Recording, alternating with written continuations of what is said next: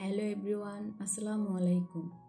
কাছে এবং দূরে, দেশ এবং দেশের বাইরে যে যেখান থেকে আমার ভিডিওটি দেখছো, আশা করি সবাই অনেক ভালো আছো। আলহামদুলিল্লাহ, আমিও ভালো আছি।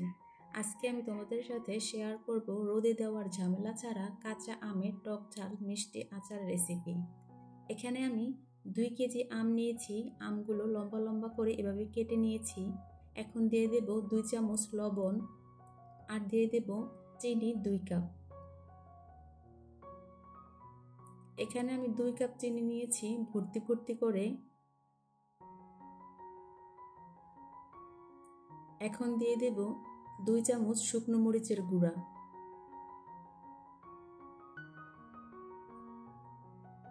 এখন আমি একটা চামচের সাহায্য লবণ, মরিচ আর চিনি আমের সাথে ভালোভাবে মিশিয়ে নেব।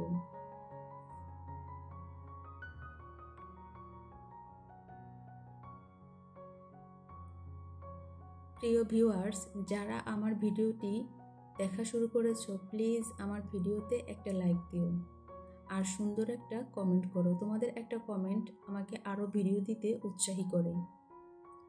আমগুলো মাখানো হয়ে গিয়েছে। এখন আমি এগুলো ঢাকনা দিয়ে রেখে দেব 2 থেকে 3 ঘন্টা। এখন চুলায় একটা প্যানে আমি কিছু শুকনো মরিচ ভেজে নেব। হালকা আঁচে মরিচগুলো ভেজে নিতে হবে, না হয় মরিচগুলো পুড়ে যাবে। এখন ভেজে নেব 2 চামচ পাঁচফোড়ন। এই পাঁচফোড়নটা আমি বাজার থেকে কিনে এনেছি। এখানে সব ধরনের মশলাই আছে। পাঁচফোড়নগুলো হালকা আঁচে ভেজে ভেঙে নেব।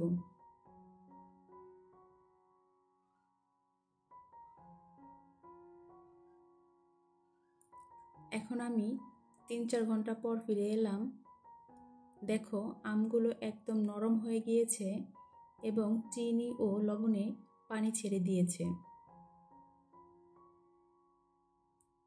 এখন একটি প্যানে দিয়ে দেব 1 পা সরিষার তেল।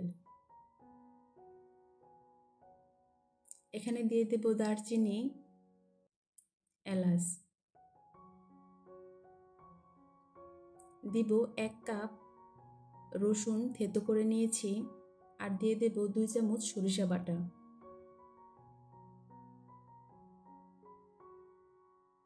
মশলাগুলো ভেজে নিব। ফেনার জন্য দেখা যাচ্ছে না, তাই আমি একটা চামচ দিয়ে দেখে নিচ্ছি যে রসুনগুলো ভাজা হয়েছে কিনা। ভাজা হয়ে গিয়েছে। এখন এখানে আমি দিয়ে দেব আমগুলো।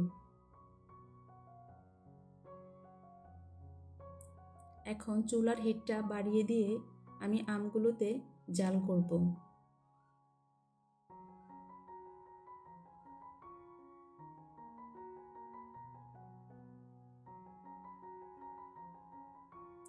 এখন এখানে দিয়ে দেব শুকনো মরিচ গুঁড়া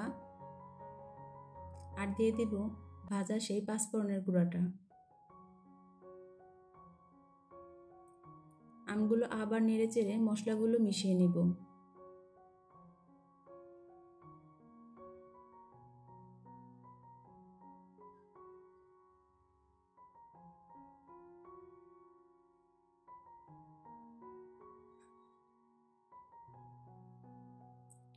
দেখো, আচারটা প্রায় তৈরি হয়ে গেছে। এই পর্যায়ে কিছুক্ষণ পরে পরে আচারটাকে নিচ থেকে নেড়ে দিতে হবে, যেন কড়াইয়ের নিচে লেগে না যায়। চুলার আঁচটা হালকা রাখতে হবে। হালকা রাখলে আস্তে আস্তে পানিটা টেনে যাবে এবং তেলটা উপরে চলে আসবে। দেখো কি সুন্দর তেলটা উপরে চলে আসছে। একটা চামচের সাহায্য আমি তোমাদের দেখিয়ে দিচ্ছি। তেলটা কত ফ্রেশ হয়ে গেছে, তেলে কোনো পানি নেই। এই অবস্থায় আচারটা অনেক দিন ধরে সংরক্ষণ করে খেতে পারবে। শুধু রাখার সময় বয়মের উপরে যেন তেল ভরে থাকে। আজ এই পর্যন্তই। আসসালামু আলাইকুম, আল্লাহ হাফেজ।